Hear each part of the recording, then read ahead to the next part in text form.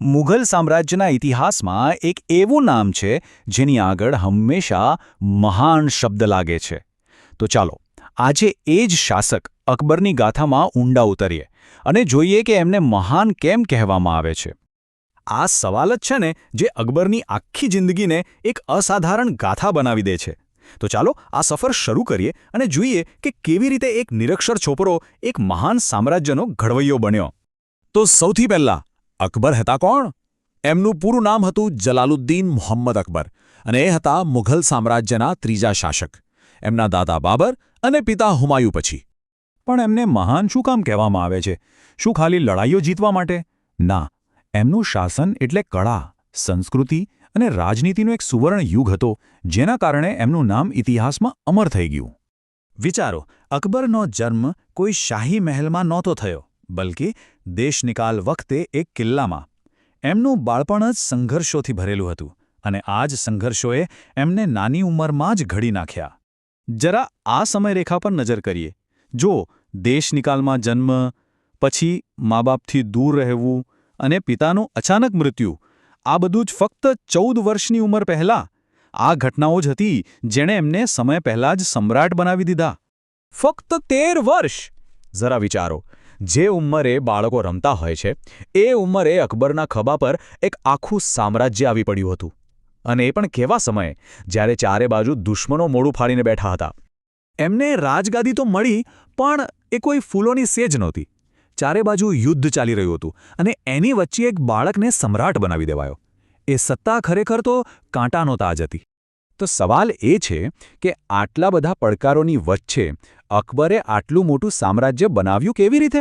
ચાલો હવે એમના વિજયો અને એમની હોશિયાર નીતિઓની દુનિયામાં જઈએ. પાણીપતનું બીજું યુદ્ધ. આ લડાઈ અકબરના શાસન માટે એક ટર્નિંગ પોઈન્ટ હતી. જીતે તો રાજ કરે, હારે તો બધું ખતમ. અને આ એક જ જીતે દિલ્હી પર મુગલોનો ઝંડો ફરીથી લહેરાવી દીધો અને ભારતમાં એમના ભવિષ્યનો પાયો નાખી દીધો.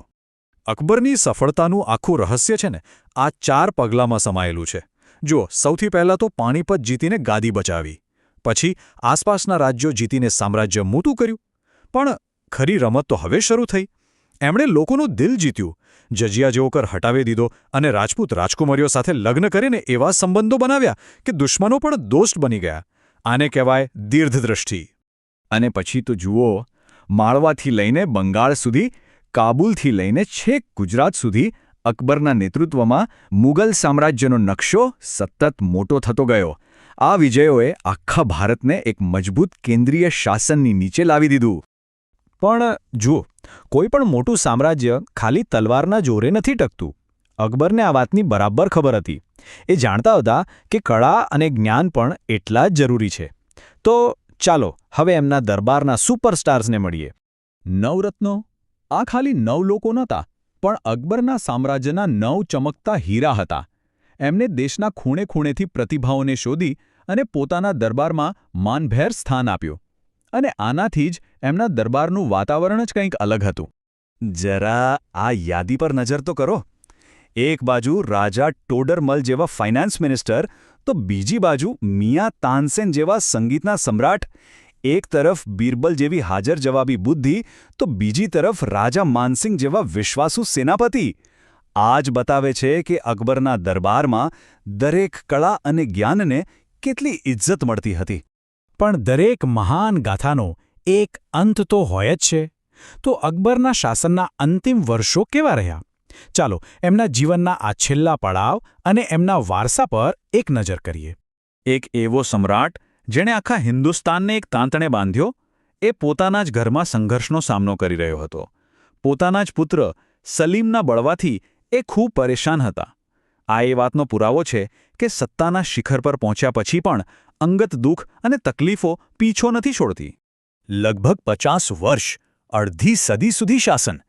આ સમયરેખા એવા યુગની કહાની કહે છે જેની શરૂઆત એક બાળ સમ્રાટથી થઈ હતી અને જેનો અંત એક મહાન શાસક તરીકે થયો.